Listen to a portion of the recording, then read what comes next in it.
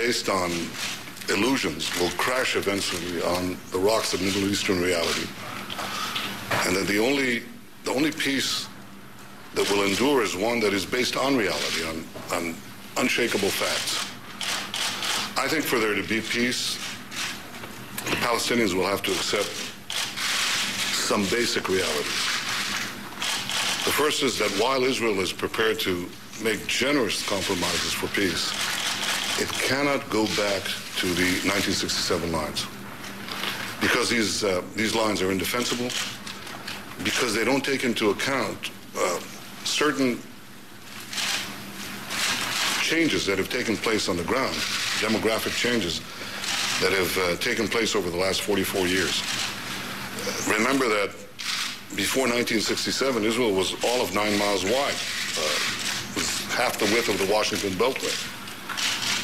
And these were not the boundaries of peace. They were the boundaries of repeated wars, because the attack on Israel was so attractive from them. So we can't go back to those indefensible lines, and we're going to have a long-term military presence along the Jordan. I discussed this with the president. I think that we understand that Israel has certain security requirements that will have to come into place in any deal that we make. The second is echoes something the president just said, and that is that Israel cannot negotiate with a Palestinian government that is backed by Hamas. Hamas, as the president said, is a terrorist organization committed to Israel's destruction. It's fired thousands of rockets on our cities, on our children. It's recently fired an anti-tank rocket at a yellow school bus, killing a 16-year-old boy.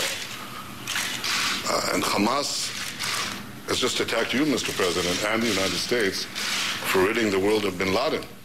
So Israel obviously cannot be asked to negotiate with a government that is backed by the Palestinian version of al-Qaeda. I think President Abbas has a simple choice. He has to decide if he negotiates or keeps his pact with Hamas or makes peace with Israel. And I can only express what I said to you just now, that I hope he makes the choice, the right choice of choosing peace with Israel.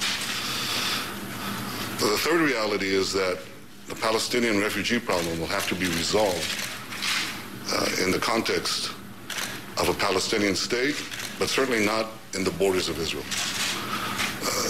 The Arab attack in 1948 on Israel resulted in two refugee problems: Palestinian refugee problem and Jewish refugees, roughly the same number, who were expelled from Arab lands. Now, tiny Israel absorbed the Jewish refugees, but the vast Arab world refused to absorb the Palestinian refugees. Now, 63 years later, the Palestinians come to us and they say to Israel, accept the grandchildren, really, and the great-grandchildren of these refugees, thereby wiping out Israel's future as a Jewish state. So it's not going to happen. Everybody knows it's not going to happen. And I think it's time to tell the Palestinians forthrightly, it's not going to happen. The Palestinian refugee problem has to be resolved. It can be resolved. And it will be resolved if the Palestinians choose to do so in a Palestinian state. That's a real possibility. But it's not going to be resolved within the Jewish state.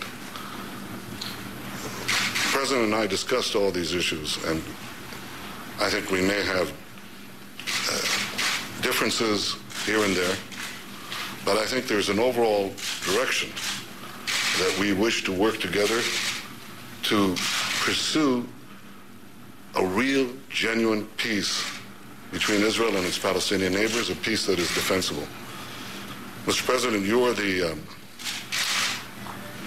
leader of a great people, the American people, and I'm the leader of a much smaller people. A great people. It's a great people, too.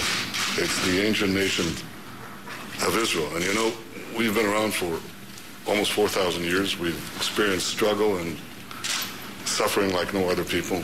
We've gone through expulsions and pogroms and massacres and the murder of millions. But I can say that even at the nadir of the valley of death, we never lost hope, and we never lost our dream of reestablishing a sovereign state in our ancient homeland, the land of Israel. And now it falls on my shoulders as the Prime Minister of Israel at a time of extraordinary instability and uncertainty in the Middle East to work with you to fashion a peace that will ensure Israel's security and will not jeopardize its survival. I take this responsibility with pride, but with great humility, because, as I told you in our conversation, we don't have a lot of margin for error. And because, Mr. President, history will not give the Jewish people another chance. So in the coming days and weeks and months, I intend to work with you to seek a peace that will address our security concerns, seek the genuine recognition that we wish from our Palestinian neighbors, and give a better future for Israel and for the entire region. And I thank you for the opportunity to exchange our views and to work together for this common end. Thank you, Mr. President. Thank you.